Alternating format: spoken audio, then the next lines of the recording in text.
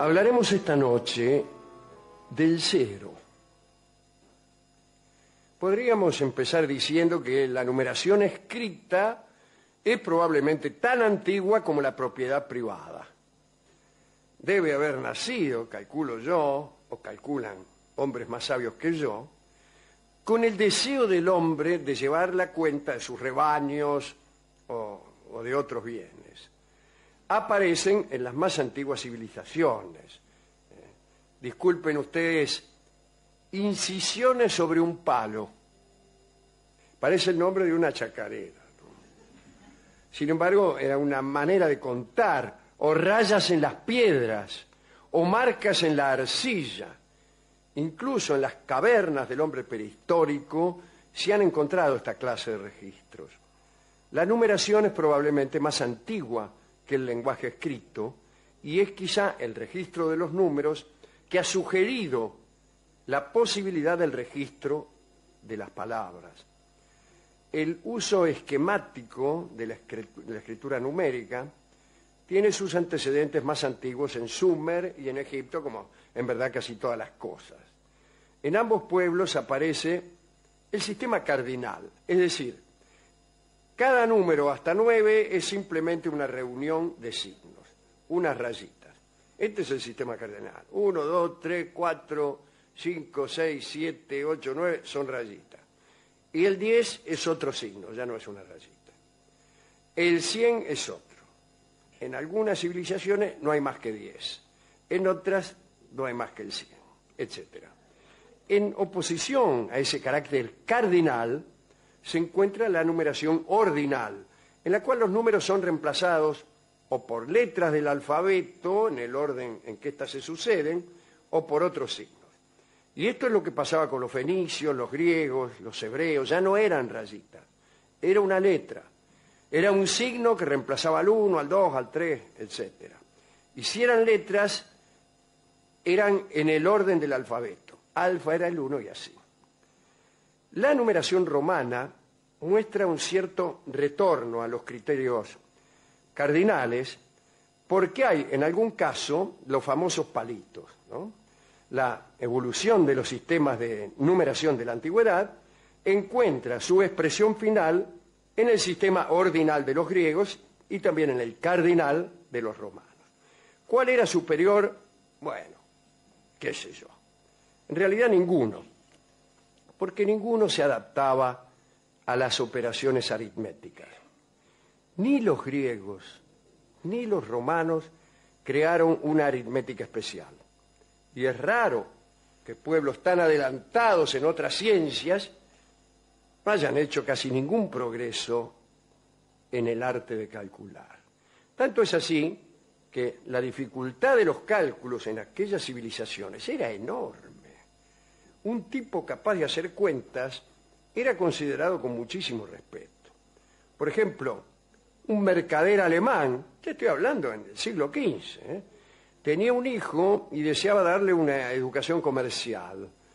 Y si el tipo deseaba que su hijo aprendiera suma y resta, lo podía mandar a una universidad alemana. Si en cambio lo quería especializar en multiplicación y división, lo mandaba a Italia. Así estaban las cosas, ¿no? ¿Y cómo se multiplicaba o se dividía en aquel entonces? Me preguntará usted, ¿no? En general se duplicaba. Los tipos sabían duplicar. Entonces, la multiplicación era una serie de duplicaciones y la división era descomponer un número varias veces en dos partes iguales. Entonces, ahí van progresando, ¿no? Por ejemplo, ponele, vos querías multiplicar 46 por 13. No importa para qué. No importa para qué. Queríamos multiplicar 46 por 13. Primero hacían 46 por 2. Les daba 92. Después hacían 92 por 2. Y le daba 184. Y así seguían duplicando.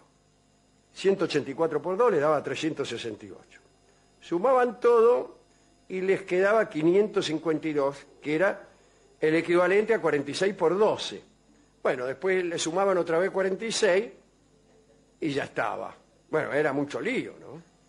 Era mucho lío. Para una multiplicación de porquería. Calcule usted. Quiero decir que los cálculos que hoy en día hace un niño con facilidad exigían la intervención de un especialista. Ahora imagínese la industria, el comercio, la propiedad agraria, la tenencia de esclavos, requerían cálculos complicadísimos. En general, por ejemplo, para contar gente o contar rebaños, seguían el método que se ha encontrado en Madagascar para contar soldados. Se hacía pasar a los soldados en fila por un pasaje estrecho de a uno. Por cada uno que pasaba, usted dejaba caer al suelo una piedra.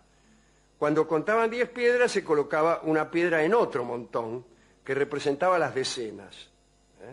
Cuando se juntaban 10 piedras en el segundo montón, se habilitaba un tercero, que correspondía a las centenas. Y este método fijó la mente a un solo paso del cuadro contador, del ábaco, que es un cuadro plano dividido en columnas paralelas que representan un orden decimal distinto. Las unidades, las decenas, las centenas.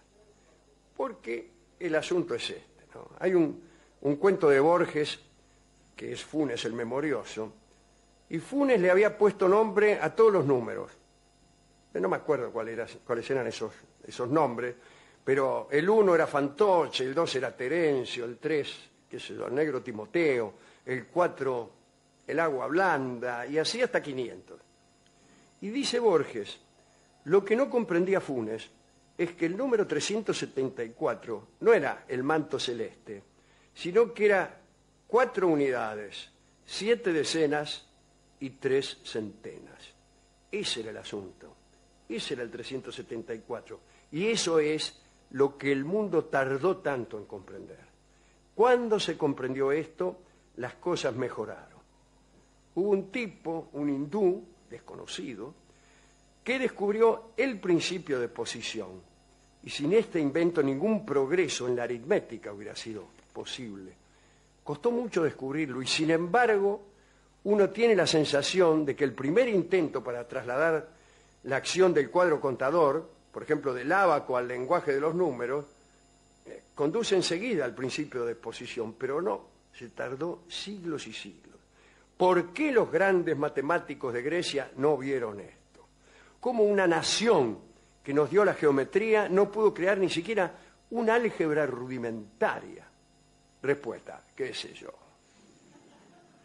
El principio de posesión, o mejor todavía de posición, que no descubrieron los griegos, consiste en dar a una cifra un valor que depende no solo del elemento de la sucesión natural que aquella representa, sino de la posición que ocupa respecto de otros símbolos.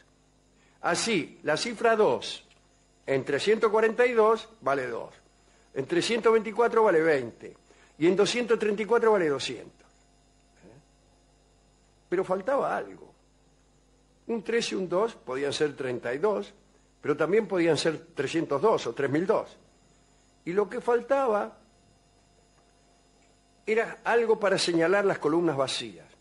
Hacía falta un símbolo de nada. Y otro desconocido hindú lo concibió. Y la palabra que usó para nombrar a ese símbolo fue suña, así le puso. ¿Cómo suña vino a dar en cero? Se preguntará usted ya, al borde del ataque. Es que los árabes del siglo X adoptaron aquella numeración hindú y tradujeron suña por sifr, que significa vacío en árabe, como todos bien sabemos. Cuando esa numeración pasó a Italia, cifr se latinizó y fue sephirum, y así llegó, después de varios saltos, desde luego, a la palabra italiana cero.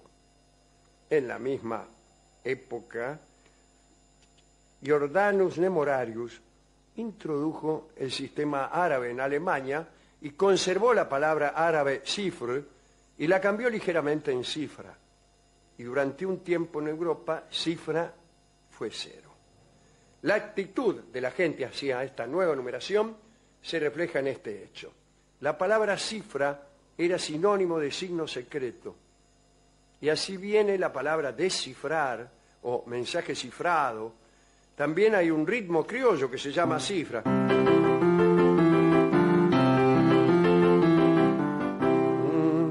al que me anota en un cero.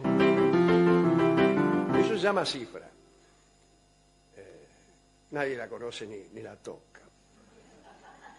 También cifra quiere decir cualquier signo numérico. Pero no crean que esto fue fácil de imponer, ¿no? Recién en el siglo XVI esta nueva numeración empezó a cundir en todas partes. Hasta ese año todavía había muchos que se resistían a los números arábigos, al cero, y seguían con los viejos números romanos, que desde luego siguen viviendo en algunos foros, por ejemplo en los relojes. En algunos relojes todavía hay números romanos. En el principio de los capítulos de la literatura también se prefieren los números romanos, en algunos lugares más bien de adorno, ¿no? Se usan números romanos incluso para numerar reyes. Uno no pone Carlos VI con un 6, pone Carlos V. Pero a esa gente que no se adapta es como esos que no hablan con los contestadores o que no tienen internet porque son poetas.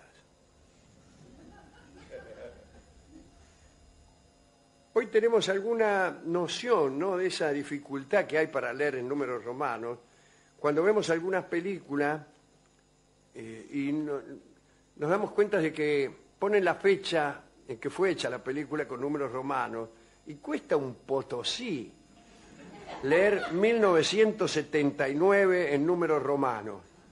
¿Por qué no lo ponen del modo más usual? Bueno, esta charla está dedicada a los calculistas del Imperio Romano que para multiplicar 45 por 13 tardaban 6 horas. También a Leonardo de Pisa, a Leonardo Fibonacci, aquel que trabajó tanto por esto y que fue también inventor de la famosa serie de Fibonacci, 1, 2, 3, 5, 8, 13, y todo así por el estilo. Cifras que fueron utilizadas también en la música. Hemos buscado para ilustrar esta charla canciones con números.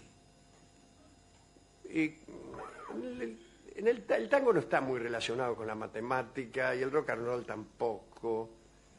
Hemos registrado el tango 1, el tango el 13, el tango, la samba 7 de abril. Así que no sabemos con qué número vamos a ilustrar esta charla, pero yo propongo hacer lo siguiente. Yo voy a hacer así y ustedes digan pare cuando quiera. Basta. 39.